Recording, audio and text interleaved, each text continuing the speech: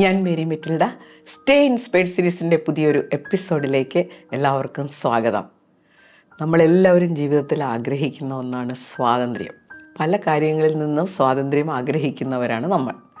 ഇന്ന് നമ്മൾ ചർച്ച ചെയ്യാൻ പോകുന്ന സ്വാതന്ത്ര്യം എന്താണെന്നോ, ഈ മറ്റുള്ളവരെ മാനേജ് ചെയ്യുന്ന ആ ഒരു ഭാരം ഉണ്ടല്ലോ, ആ ഭാരത്തിൽ നിന്നും സ്വതന്ത്രരാകാൻ നമ്മളെ സഹായിക്കുന്ന ഒരു തിയറിയാണ് നമ്മളിന്ന് ഈ വീഡിയോയിലൂടെ ഡിസ്കസ് ചെയ്യാൻ പോകുന്നത്. അതിൻ്റെ ഒരു സന്ദർഭം ഞാനൊന്നുകൂടി വിശദമാക്കാം. നമ്മൾ ഈയിടെ വിമൻസ് ഡേ ആഘോഷിച്ചു. അപ്പോൾ വിമൻസ് ഡേയുടെ ഉദ്ദേശം എന്താ? സ്ത്രീകൾ മുഖ്യധാരയിലേക്ക് വരണം, അവർക്ക് അതിനുള്ള അവസരങ്ങൾ ഉണ്ടാവണം. അപ്പോൾ ഇതൊക്കെയാണ് അതിൻ്റെ ഉദ്ദേശം. അങ്ങനെ ഒരു ചേഞ്ച് തങ്ങൾക്ക് വേണമെന്ന് ആഗ്രഹിക്കുന്നവരാണ് ഭൂരിഭാഗം സ്ത്രീകളും. ഏത് ചേഞ്ച് വരുമ്പോഴും അതിനെ നെഗറ്റീവായിട്ട് കാണുന്ന ആളുകളുണ്ടാവും. ചിലരെ അത് നെഗറ്റീവായിട്ട് ബാധിക്കും. സ്ത്രീകൾ കൂടുതൽ രംഗങ്ങളിലേക്ക് വരുമ്പോൾ, അവർക്ക് കൂടുതൽ അവസരങ്ങൾ കിട്ടുമ്പോൾ, അതുവരെ അവസരങ്ങൾ ലഭിച്ചുകൊണ്ടിരിക്കുന്നവർക്ക് അത് നഷ്ടപ്പെടാൻ സാധ്യതയുണ്ട്. അവരെ സംബന്ധിച്ച് അപ്പോൾ അതൊരു ത്രെട്ടായിട്ട് മാറും. അപ്പോൾ എന്തായാലും ഒരു പോസിറ്റീവ് ചേഞ്ച് വേണമെന്ന് നമ്മൾ ആഗ്രഹിക്കുമ്പോൾ അത് എഫക്റ്റ് ചെയ്യുന്ന ആളുകൾ ഉണ്ടാകാം. അപ്പോൾ ചില ആളുകൾക്ക് അതുകൊണ്ട് വിഷമം ഉണ്ടാകാം, ചില ആളുകൾ അത് ഇഷ്ടപ്പെടുന്നുണ്ടാവില്ല. അപ്പോൾ ചേഞ്ച് വേണമെന്ന് ആഗ്രഹിക്കുന്നവർ പലപ്പോഴും ആ ചേഞ്ചിന് വേണ്ടി സ്വയം സജ്ജരായി അതിനുവേണ്ടി റെഡിയാകുന്നതിന് പകരം അവരുടെ ഊർജം, സമയം, ഇത് രണ്ടുമാണ് നമ്മുടെ കയ്യിലുള്ള ആയുധങ്ങൾ. ഈ ഊർജവും സമയവും എല്ലാം മറ്റുള്ളവർ എന്ത് കരുതും, ഇങ്ങനെ ചെയ്താൽ അവർക്ക് വിഷമമാകില്ലേ, അപ്പോൾ നമുക്ക് അവരെ പ്രീതിപ്പെടുത്താൻ എന്തെല്ലാം ചെയ്യണം, ഇങ്ങനെയുള്ള കാര്യങ്ങൾക്ക് വേണ്ടി അവർ ഒരുപാട് സമയം ചെലവഴിക്കുന്ന ഒരവസ്ഥ വരും. ഇപ്പോൾ നമ്മൾ വിമൻസ് ഡേ ആചരിച്ചല്ലോ. എന്നെ പലരും വിമൻസ് ഡേയുമായിട്ട് ബന്ധപ്പെട്ട പരിപാടികൾക്ക് വിളിക്കാറുണ്ട്. സ്ത്രീകളെ മുഖ്യധാരയിലേക്ക് കൊണ്ടുവരാൻ ആത്മാർത്ഥമായ ശ്രമങ്ങൾ നടക്കുന്നുണ്ട്. പക്ഷേ ഈ ചേഞ്ച് വളരെ സ്ലോ ആണ്. നമ്മളിങ്ങനെ ഒരു പോസിറ്റീവ് ചേഞ്ചിന് വേണ്ടി ചില കാര്യങ്ങൾ ചെയ്യാറുണ്ട്. അപ്പോൾ പല സ്ഥാപനങ്ങളിലും സ്ത്രീകൾക്ക് മാത്രമായിട്ടുള്ള ഒരു വിഭാഗം ഉണ്ടാവും. യൂണിയനുകൾക്ക് സ്ത്രീകൾക്ക് മാത്രമായിട്ടുള്ളൊരു വിഭാഗം ഉണ്ടാവും. അതുപോലെ രാഷ്ട്രീയ സംഘടനകൾക്കൊക്കെ സ്ത്രീകൾക്ക് വേണ്ടി പ്രത്യേകം ഒരു വിഭാഗമുണ്ട്. അപ്പോൾ നമ്മൾ ഈ മീറ്റിങ്ങിന് ചെല്ലുമ്പോൾ സ്ത്രീകൾക്ക് മാത്രമായിട്ടുള്ളൊരു പരിപാടിയാണ്. പക്ഷേ അവിടെ ചെല്ലുമ്പോൾ അത് ഉദ്ഘാടനം ചെയ്യുന്നത് ഒരു പുരുഷനായിരിക്കും, അവരെ സ്പെഷ്യലായിട്ട് അഡ്രസ്സ് ചെയ്യുന്നത് ഒരു പുരുഷനായിരിക്കും, ആശംസാ പ്രസംഗങ്ങളെല്ലാം പുരുഷന്മാരുടെ വകയാണ്. അവിടെ ഒരു മെയിൽ ഡോമിനൻസ് ആണ്. സ്ത്രീകൾക്ക് വേണ്ടി സ്ത്രീകൾ ഓർഗനൈസ് ചെയ്ത മീറ്റിംഗ് ആണ്. അപ്പോൾ അതിൻ്റെ ഉദ്ദേശം സ്ത്രീകൾ ഇത് മുൻകൈയെടുത്ത് ചെയ്ത് അവരതിന് പ്രാപ്തരാകണം. പക്ഷേ അതിൻ്റെ ഒരു മുൻപന്തിയിൽ പുരുഷന്മാരെ കൊണ്ടുവന്ന് നിർത്തുന്ന ഒരു പ്രവണത, പ്രധാനപ്പെട്ട സംഗതികളെല്ലാം അവർക്ക് കൊടുത്തിരിക്കുകയാണ്. ഇത് ഉണ്ടാകുന്നതിൻ്റെ പ്രധാനപ്പെട്ട ഒരു കാരണം സ്ത്രീകൾ തന്നെയാണ്. കാരണം അവരുടെ മനസ്സിൽ ഈ പറയുന്ന ആളുകളെല്ലാം ഒരു പ്രോട്ടോക്കോൾ അനുസരിച്ച് ഒരു ഹയർ ലെവലിൽ പ്രതിഷ്ഠിച്ചിരിക്കുന്ന ആളുകളാണ്. അവരും നമ്മുടെ ഒപ്പമുള്ള ആളുകളാണെന്നുള്ള ഒരു ഫീലിംഗ് ഇല്ലാത്തത് കൊണ്ട് അവരുമായിട്ട് ചുറ്റിപ്പറ്റി ചില ചിന്തകളുണ്ടാവും. അവരെന്ത് വിചാരിക്കും, അവർക്ക് ഇഷ്ടപ്പെടാതെ വന്നാലോ. സ്ത്രീകൾ അവരുടെ ഊർജവും സമയവും ഒക്കെ സ്വയം ശക്തരാകുന്നതിന് പകരം ഇങ്ങനെയുള്ള കാര്യങ്ങൾക്ക് വേണ്ടി ഉപയോഗിച്ചുകൊണ്ടിരിക്കുകയാണ്. സ്ത്രീകളുമായിട്ട് ബന്ധപ്പെടുന്ന വിഷയങ്ങളിൽ പലപ്പോഴും സംഭവിക്കുന്ന ഒരു കാര്യമാണ്. അപ്പോൾ ആ ഒരു ഭാരത്തിൽ നിന്നും മോചിതരാകാൻ അവർക്ക് പറ്റുന്നില്ല. മറ്റുള്ളവരെന്ത് കരുതും, ഇത്രയും കാലം നമ്മൾ അങ്ങനെയാണ് കണ്ടീഷൻഡ് ആയിട്ടിരിക്കുന്നത്. ആ രീതിയിൽ നിന്നും ഒരു സ്വതന്ത്രരാകാൻ നമുക്ക് പല ബ്ലോക്സ് ഉണ്ട്. ഇങ്ങനെ സ്ത്രീകളുടെ കാര്യത്തിൽ മാത്രമല്ല, ഏത് പോസിറ്റീവ് ചേഞ്ചിനും നമ്മൾ ആഗ്രഹിക്കുമ്പോൾ അത് എഫക്റ്റ് ചെയ്യുന്ന ഒരു കൂട്ടരുണ്ടാവും. അവർക്ക് അതിനോട് റെസിസ്റ്റൻസ് ഉണ്ടാവും. ചേഞ്ച് വേണ്ട ആളുകൾ പലപ്പോഴും അവരുടെ ഊർജവും സമയവും ഒക്കെ അവരെ എങ്ങനെ തൃപ്തിപ്പെടുത്താം, അവർക്ക് ഇഷ്ടക്കുറവുണ്ടാകാതിരിക്കാൻ എന്തെല്ലാം ചെയ്യണം, അവർക്ക് എങ്ങനെ ഇവിടെ ഒരു സ്ഥാനം കൊടുക്കാൻ പറ്റും, ഇങ്ങനെയൊക്കെ ചിന്തിക്കുന്ന ഒരു അവസ്ഥയുണ്ട്. അപ്പോൾ എന്താ സംഭവിക്കുന്നതെന്ന് വെച്ച് കഴിഞ്ഞാൽ ചേഞ്ച് വളരെ സ്ലോ ആയിരിക്കും. ഇപ്പോഴും സ്ത്രീകളുടെ കാര്യത്തിൽ ആളുകൾ പറയുമല്ലേ, ചേഞ്ച് ഉണ്ട്, ചേഞ്ച് വരും, സ്ലോ ആകുമെന്നേ ഉള്ളൂ. പക്ഷേ അങ്ങനെ വളരെ സ്ലോ ആയിട്ടുള്ളൊരു ചേഞ്ച് കൊണ്ട് നമുക്കെന്താ പ്രയോജനം? ഈ സമയത്താണ് നമുക്കൊരു ജീവിതം കിട്ടിയിരിക്കുന്നത്. Life is a one time offer. ഇത് കഴിഞ്ഞു. അപ്പോൾ പതുക്കെ എപ്പോഴോ ഉണ്ടാകുന്ന ഒരു ചേഞ്ച് കൊണ്ട് നമുക്ക് സത്യത്തിൽ വലിയ പ്രയോജനമൊന്നുമില്ലല്ലോ. ഏത് ചേഞ്ചും വളരെ ഫാസ്റ്റ് ആകണമെങ്കിൽ നേരത്തെ പറഞ്ഞ ഒരു ബേർഡൻ, നമ്മുടെ പവർ, നമ്മുടെ ഊർജവും സമയവും മറ്റുള്ളവർക്ക് വേണ്ടി ചെലവഴിക്കുന്ന, അവരെ മാനേജ് ചെയ്യാൻ വേണ്ടി ചെലവഴിക്കുന്ന ആ ഒരു സാഹചര്യമല്ലേ, അത് മാറ്റാൻ നമ്മളെ സഹായിക്കുന്ന വളരെ ഇഫക്റ്റീവായിട്ടുള്ള ഒരു തിയറിയാണ് let them theory. Bharatamata school of legal studies എന്ന സ്ഥാപനത്തിൽ ഒരു ടീച്ചേഴ്സ് ട്രെയിനിങ്ങിന് ഞാൻ പോയിരുന്നു. അതിൻ്റെ കോർഡിനേറ്റർ, അവിടുത്തെ ഒരു ഡിപ്പാർട്ട്മെൻറ്റ് ഹെഡ് രൂപ ടീച്ചറായിരുന്നു. രൂപ എന്നോട് പറഞ്ഞു, ഞങ്ങൾക്കൊരു ഗിഫ്റ്റ് തരണമെന്നുണ്ട്, ഒരു പുസ്തകമാണ് ഗിഫ്റ്റ് തരാനായിട്ട് ഉദ്ദേശിക്കുന്നത്, ഏത് പുസ്തകമാണെന്ന് പറഞ്ഞാൽ ഞങ്ങൾക്ക് സൗകര്യമായത് വാങ്ങാൻ. അപ്പോൾ എൻ്റെ മരുമകൾ ആൻ മേരി സജസ്റ്റ് ചെയ്തൊരു പുസ്തകമാണ് ദ ലെറ്റ് ദം തിയറി. പുസ്തകം വായിച്ച് നോക്കിയപ്പോൾ അത് നമ്മുടെ ജീവിതമായിട്ട് വളരെ റിലേറ്റ് ചെയ്യാൻ പറ്റിയ ഒന്നാണെന്ന് എനിക്ക് ഫീൽ ചെയ്തു. വളരെ പ്രായോഗികമായിട്ടുള്ള കുറേ നിർദ്ദേശങ്ങളും അതിനകത്ത് കണ്ടു. അതുകൊണ്ട് ഈ എപ്പിസോഡിൽ അത് നിങ്ങളുമായിട്ട് ഷെയർ ചെയ്യാമെന്ന് കരുതി. നമ്മളെല്ലാവരും പോസിറ്റീവ് ചേഞ്ചസിന് വേണ്ടി ശ്രമിച്ചുകൊണ്ടിരിക്കുന്നവരാണ്. ഇതിനുവേണ്ടി വെയിറ്റ് ചെയ്യാൻ നമുക്ക് സമയമില്ല. പോസിറ്റീവ് ചേഞ്ചിന് വേണ്ടി നമ്മൾ ചെയ്യേണ്ട കാര്യങ്ങളുണ്ട്. ആ ചെയ്യേണ്ട കാര്യങ്ങൾക്ക് വേണ്ടി നമ്മൾ സമയവും ഊർജവും ചെലവഴിക്കാതെ അതിനെ ബ്ലോക്ക് ചെയ്യുന്ന കാര്യങ്ങളിലേക്ക് ഡയറക്റ്റ് ചെയ്ത് പോകുന്ന ആ ഒരു രീതി ഉണ്ടല്ലോ, അത് മാറ്റാൻ നമ്മളെ സഹായിക്കുന്ന ഒന്നാണ് the let them theory. Let them എന്ന് പറഞ്ഞാൽ ഇത്രയേ ഉള്ളൂ മീനിങ്, വെരി സിമ്പിൾ. ഞാനിങ്ങനെ ചെയ്യുന്നത് കൊണ്ട് അവർക്ക് വിഷമം ഉണ്ടാവും, അവർക്ക് വിഷമം ഉണ്ടായിക്കോട്ടെ, അത് ലെറ്റ് ദം, അവർ വിഷമിച്ചോട്ടെ, വിഷമിക്കാനുള്ള അനുവാദം അവർക്ക് കൊടുക്കാം. Let them think like that, let them feel bad. നമ്മളിങ്ങനെ ചെയ്യുന്നതുകൊണ്ട് അവർക്ക് വളരെ മോശമായിട്ട് ഫീൽ ചെയ്യുന്നു. Okay, let them feel bad, let them feel irritated, let them be unhappy. നമ്മളെന്ത് ചെയ്യണത്? നമ്മൾ ആർക്കും ഉപദ്രവം ചെയ്യുന്നില്ല. നമുക്ക് പോസിറ്റീവ് ചേഞ്ചസ് ലൈഫിൽ ആവശ്യമാണെന്ന് തോന്നുന്നു, അതിനുവേണ്ടി നമ്മൾ ശ്രമിക്കുന്നു. അത് ചെയ്യുമ്പോൾ അവർക്ക് വിഷമമുണ്ടാകുന്നു, let them be unhappy, let them be irritated. അപ്പോൾ അങ്ങനെ ഒരു സ്റ്റാൻഡ് നമ്മൾ എടുത്തു കഴിഞ്ഞാൽ നമുക്ക് വളരെയധികം സമാധാനം ഉണ്ടാവില്ലേ? അങ്ങനെ ഒരു സ്റ്റാൻഡ് എടുത്തു കഴിഞ്ഞാൽ നമ്മൾ വളരെ ഫ്രീ ആയി നമ്മൾ പോസിറ്റീവ് ചേഞ്ചിന് ശ്രമിക്കുമ്പോൾ ഊർജവും സമയവുമാണ് നമ്മുടെ കയ്യിലുള്ളത്. ഇത് രണ്ടും നമ്മുടേതായിട്ടുള്ളൊരു ലക്ഷ്യത്തിന് വേണ്ടി പ്രയോജനപ്പെടുത്തുന്നതിന് പകരം മറ്റുള്ളവർക്കുണ്ടാകാവുന്ന ചില കാര്യങ്ങൾ എന്തൊക്കെയാണ്, അപ്പോൾ അവരെങ്ങനെ പ്ലീസ് ചെയ്യാൻ നേരത്തെ പറഞ്ഞ കാര്യങ്ങൾക്ക് വേണ്ടി ചെലവഴിക്കുമ്പോൾ അത് തീർച്ചയായിട്ടും നമ്മളെ വേണ്ട കാര്യങ്ങളിൽ നിന്നും വേണ്ട പ്രവൃത്തികളിൽ നിന്നും പിന്തിരിപ്പിക്കും. അപ്പോൾ ലെറ്റ് ദം തിയറി അപ്ലൈ ചെയ്യുമ്പോൾ അവരങ്ങനെ ആയിക്കോട്ടെ, അവരെങ്ങനെ ആയിക്കോട്ടെ എന്നും പറഞ്ഞ് നമ്മൾ സ്വസ്ഥമായിട്ടിരുന്നാലും പറ്റില്ലല്ലോ.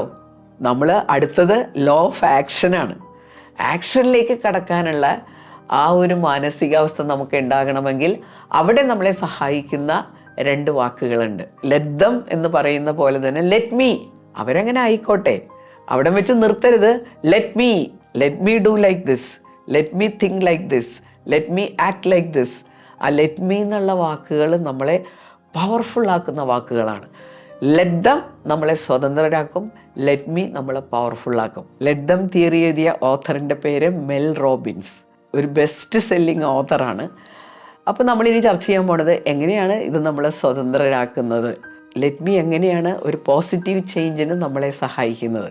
ഇക്കാര്യങ്ങൾ നമുക്ക് ചർച്ച ചെയ്യാം. ഈ ലെറ്റ് ദം തിയറി എങ്ങനെയാണ് നമ്മുടെ വലിയൊരു ബേർഡനിൽ നിന്ന് നമ്മളെ സ്വതന്ത്രരാക്കുന്നതെന്ന് നോക്കാം.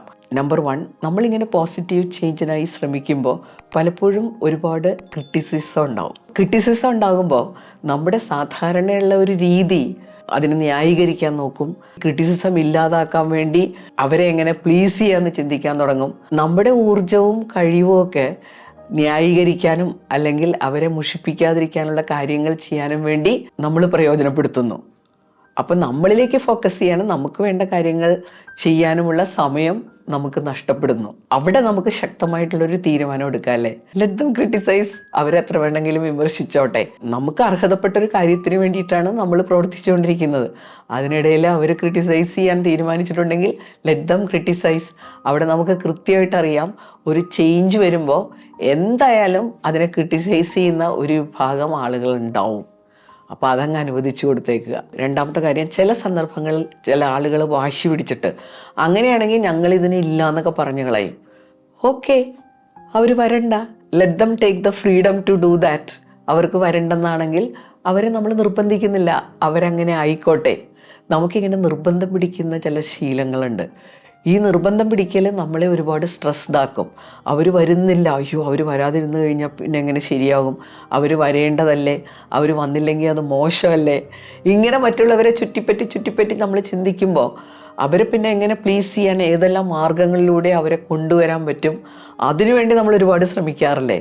ഇതെല്ലാം നമ്മളെ സ്ട്രെസ്ഡ് ആക്കുന്ന കാര്യങ്ങളാണ്. നമ്മുടെ ഊർജവും സമയവും എല്ലാം വേണ്ടാത്ത പല കാര്യങ്ങൾക്ക് വേണ്ടി വേസ്റ്റ് ചെയ്യുന്ന ഒരവസ്ഥയാണ്. അപ്പോൾ അവിടെ അവർ വരുന്നില്ലെങ്കിൽ വരണ്ട എന്നുള്ളൊരു സ്റ്റാൻഡ് എടുക്കണം. വരാതിരുന്ന് കഴിയുമ്പോൾ ചിലപ്പോൾ അവർക്ക് വരാനിരിക്കുന്ന അവസരം ഉണ്ടായിരുന്നു, അത് നഷ്ടപ്പെട്ടു. ആ ഒരു ഫീലിംഗ് അവർക്ക് ഉണ്ടാകാൻ സാധ്യതയുണ്ട്. ഇനിയുള്ള അവസരങ്ങളിൽ ഇതുപോലെയുള്ള വാശികൾ അവർ ഒഴിവാക്കും. കാരണം ഇതുകൊണ്ടൊന്നും റിസൾട്ട് കിട്ടുന്നില്ല എന്ന് കണ്ടു കഴിഞ്ഞാൽ അനാവശ്യമായിട്ടുള്ള ഇത്തരം തീരുമാനങ്ങൾ ഒഴിവാക്കാനിടയുണ്ട്. അതായത് ഉള്ള അവസരങ്ങളും കൂടി ഇല്ലാതാകുന്ന അവസ്ഥയിലേക്ക് പോകേണ്ട കാര്യമില്ലല്ലോ. അപ്പം നമ്മളെത്ര ഫ്രീ ആയല്ലേ. നമ്മൾ ഈ ചില കാര്യങ്ങൾ മറ്റുള്ളവരെ കൊണ്ട് ചെയ്യിക്കാനൊക്കെയുള്ള നിർബന്ധ ബുദ്ധിയില്ലേ, അവിടെയും നമ്മൾ അവർക്ക് വേണ്ടി അനാവശ്യമായിട്ടുള്ള ഊർജവും സമയവും ചെലവഴിക്കുകയാണ്. ഒരു പരിധിയിൽ കൂടുതൽ അയാളെ നിർബന്ധിക്കേണ്ട കാര്യമില്ല. നമുക്ക് കാര്യങ്ങൾ ചെയ്യാൻ ആവശ്യപ്പെടാം, അത് കഴിഞ്ഞിട്ട് അയാൾക്ക് ഫ്രീഡം കൊടുക്കാം. നിനക്ക് ആഗ്രഹമുണ്ടെങ്കിൽ ചെയ്യാം, നിനക്ക് താല്പര്യമുണ്ടെങ്കിൽ നീ ഇത് ചെയ്യുക എന്നുള്ളൊരു സ്റ്റാൻഡ് നമ്മൾ എടുത്തു കഴിഞ്ഞാലുള്ള ഗുണം, അയാൾക്കൊരു ഉത്തരവാദിത്വ ബോധം വരും. ഇത് അയാളെ കൊണ്ട് ചെയ്യിക്കാൻ നമ്മളിങ്ങനെ ശ്രമിച്ചുകൊണ്ടിരിക്കുമ്പോൾ ഉത്തരവാദിത്വം നമ്മൾ ഏറ്റെടുക്കുകയാണ്. നീയാണ് തീരുമാനം എടുക്കേണ്ടത്. ആ ഒരു ഫ്രീഡം അയാൾക്ക് കൊടുത്തു കഴിഞ്ഞാൽ അയാൾ ചിന്തിക്കും, നല്ല തീരുമാനമെടുക്കാൻ അതൊരുപക്ഷെ അയാളെ സഹായിച്ചേക്കും. അതുമാത്രമല്ല, ഇനി അയാൾ നമ്മൾ ആവശ്യപ്പെട്ട പ്രകാരം ആ കാര്യം ചെയ്തില്ല, ചെയ്യാതിരിക്കുന്നത് കൊണ്ടുണ്ടാകുന്ന ചില പ്രശ്നങ്ങളുണ്ട്, അതുണ്ടാകുമെന്ന് നമുക്കറിയാം. അപ്പം ഇയാളത് അനുഭവിച്ചറിയുന്നത് ഇനി വരുന്ന കാര്യങ്ങളിൽ നല്ല തീരുമാനങ്ങൾ എടുക്കാൻ അയാളെ സഹായിക്കും. മൂന്നാമത്തത്, ലെറ്റ് ദം തിയറി അവർക്കും സ്വാതന്ത്ര്യം കൊടുക്കുന്നുണ്ട്. അവരുടെ ബൗണ്ടറീസ് കീപ്പ് ചെയ്യാൻ അവരെ സഹായിക്കുന്ന ഒന്നാണ് ലെറ്റ് ദം തിയറി. നമ്മൾ ആവശ്യത്തിൽ കൂടുതൽ അവിടെ കടന്നാക്രമിക്കുന്നില്ല. ആയിക്കോട്ടെ, നമ്മൾ അവർക്ക് ഫ്രീഡം കൊടുക്കുമ്പോൾ നമ്മളും വലിയ ഫ്രീഡം അനുഭവിക്കുകയാണ്.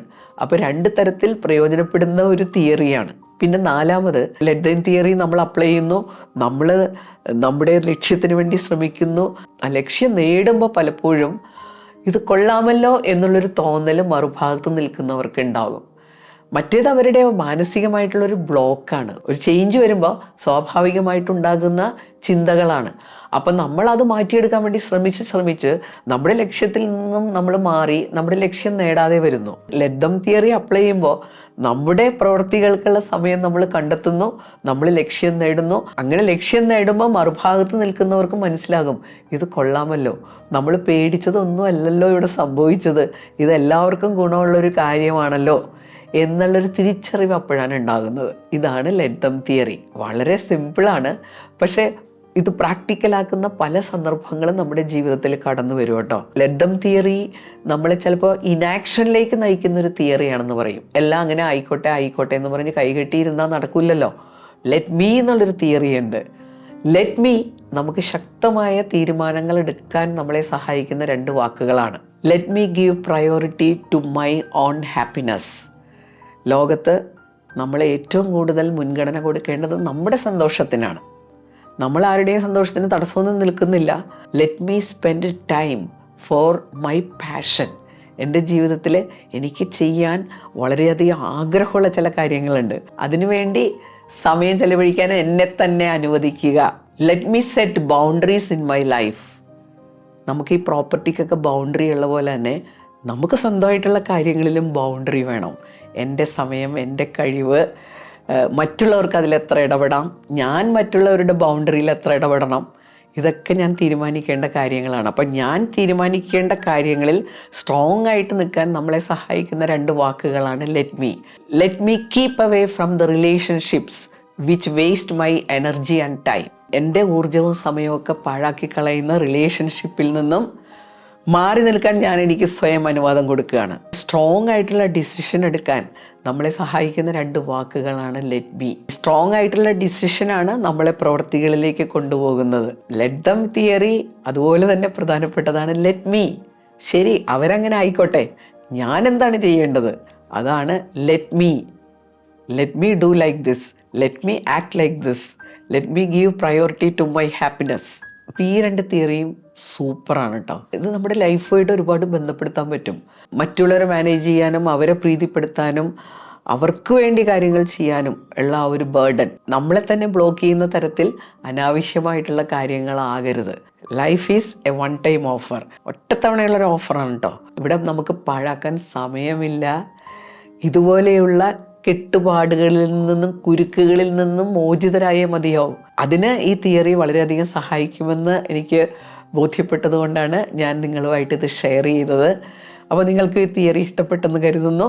ഇഷ്ടപ്പെട്ടാൽ മാത്രം പോരാ, ലെറ്റ് ദം, ലെറ്റ് മീ, ഇത് രണ്ടും ഇംപ്ലിമെൻ്റ് ചെയ്യണം. അടുത്ത ആഴ്ച പുതിയൊരു വീഡിയോയുമായിട്ട് നമുക്ക് വീണ്ടും കാണാം. താങ്ക്